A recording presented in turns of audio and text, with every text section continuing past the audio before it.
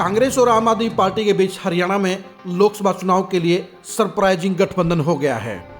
यह गठबंधन हरियाणा की पॉलिटिक्स पर कितना असर डालेगा, ये जानने वाली बात है।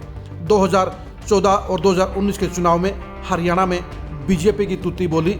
2014 में जहां बीजेपी ने हरियाणा में 8 सीटें जीती, वहीं 2019 में बीजेपी 10 की 10 सीटें जीतकर इतिहास रचने का काम कर गई। अब सवाल ये उठता है कि आम आदमी पार्टी और कांग्रेस के इस चुनावी गठबंधन का दोनों पार्टियों को कितना फायदा होगा।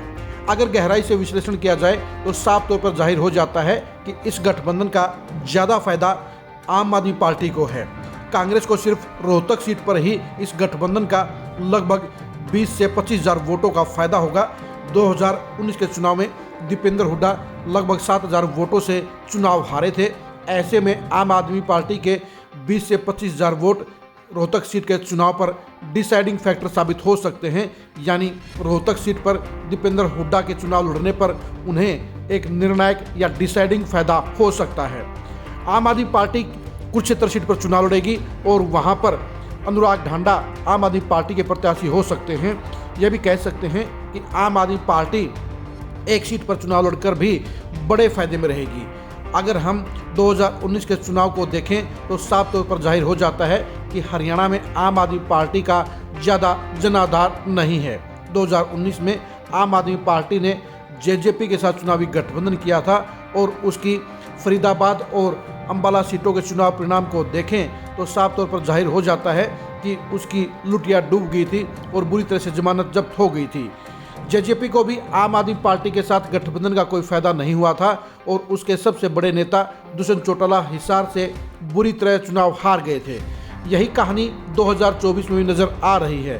2024 के चुनाव को लेकर आम आदमी पार्टी अगर अपने बलबूते पर चुनाव लड़ती तो 10 की 10 सीटों पर उसकी जमानत जब्त हो जाती और एक भी सीट पर वो 50,000 वोटों का आंकड़ा हासिल नहीं कर पाती। सभी 10 सीटों पर आम आदमी पार्टी के लगभग 20,000 के आसपास ही वोट बैंक नजर आ रहा है। ऐसे में कांग्रेस के लिए 9 सीटों पर आम आदमी पार्टी से महज लगभग 2 लाख वोटों की आमदन होगी। यानी आम आदमी पार्टी से कांग्रेस को सिर्फ 2 लाख वोट ही शिफ्ट होंगे। पिछली बार की तुलना में कांग्रेस के लिए घाटा हो सकता है, क्योंकि कुरुक्षेत्र सीट पर आम आदमी पार्टी को कांग्रेस से लगभग 4 लाख वोट मिलेंगे। यानी कांग्रेस को आमदनी 2 लाख वोटों की होगी और विदाई 4 लाख वोटों की होगी, जिसके चलते कांग्रेस के लिए आम आदमी पार्टी का ये गठबंधन किसी तरह से फायदेमंद नजर नहीं आता है। हाँ, आम आदमी पार्टी के लिए ये गठबंधन पूरे फायदे का सौदा साबित होगा, क्योंकि आम आदमी पार्टी कांग्रेस के बलबूते पर कुरुक्षेत्र सीट पर लगभग 4 से 4.5 लाख वोट हासिल कर ले जाएगी और अपने चुनावी सभाओं में, विधानसभा चुनाव में ये आंकड़ा बताकर अपना ग्राफ ज़्यादा बताने का काम करेगी। वो इस बात का जिक्र नहीं करेगी कि कांग्रेस के कारण ही उसे कुरुक्षेत्र सीट पर इतने वोट मिले हैं। इस गठबंधन को लेकर पूर्व सीएम भूपेंद्र हुड्डा ने क्या बातें कही हैं, वो आप जरा सुनिए। ठीक है, अलायंस का फैसला है, दोनों पार्टियों का फैसला है और एक सीट हरियाणा की दी है। मजबूती से लड़ेंगे, इकट्ठे होकर लड़ेंगे, फायदा होगा दोनों को, देश को भी फायदा होगा। सर, अगर हम इश्यूज की बात करें तो इंडिया गठबंधन इस बार कौन-कौन से इश्यूज को लेकर मैदान में उतरेगा और इस पर क्या कहेंगे? इश्यूज तो इश्यूज ही है, बेरोजगारी है, कानून व्यवस्था है, हरियाणा में किसान परेशान है, सब सारे इश्यूज हैं। लेकिन तो लोग फैसला करेंगे कौन कितने पार होगा, हिंदुस्तान की जनता फैसला करेगी। बात तो उनकी चलेगी ना, उन्हें जनता ने फैसला करना है।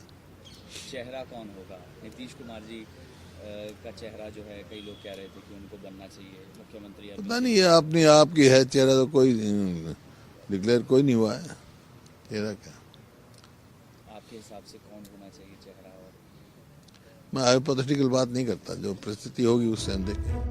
आपने सुन लिया होगा कि भूपेंद्र हुड्डा कह रहे हैं कि ये गठबंधन से दोनों ही पार्टियों का फायदा होगा।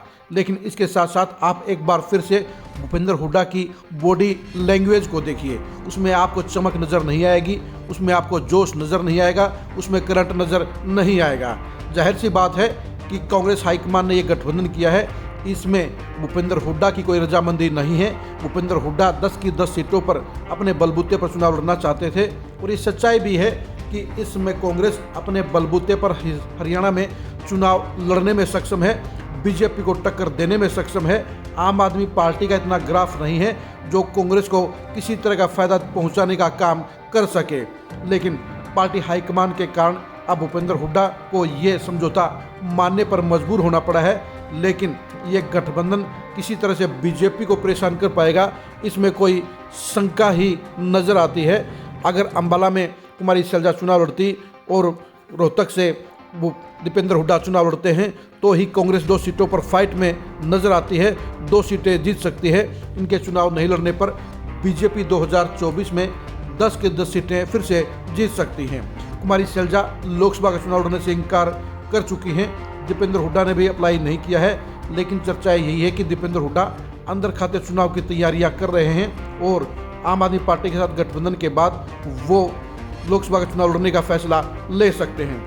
इस आधार पर कह सकते हैं कि 10 में से 9 सीटों पर कांग्रेस को आम आदमी पार्टी के साथ गठबंधन का कोई फायदा नहीं होगा, लेकिन आम आदमी पार्टी को इस गठबंधन का भरपूर फायदा होगा। 2024 के चुनाव में आम आदमी पार्टी और कांग्रेस के गठबंधन के अंजाम को जानने के लिए आप खरी न्यूज़ के साथ बने रहिए। 2024 में कुरुक्षेत्र सीट पर आम आदमी पार्टी के परफॉर्मेंस को जानने के लिए भी आप खरी न्यूज़ के साथ बने रहिए। 2024 में हरियाणा में चुनावी घमासान के अंजाम को जानने के लिए, चुनावी घमासान के असर को जानने के लिए भी आप खरी न्यूज़ के साथ बने रहिए। आप हमारे फेसबुक पेज को फॉलो कीजिए, आप हमारे यूट्यूब चैनल को सब्सक्राइब कीजिए। नमस्कार।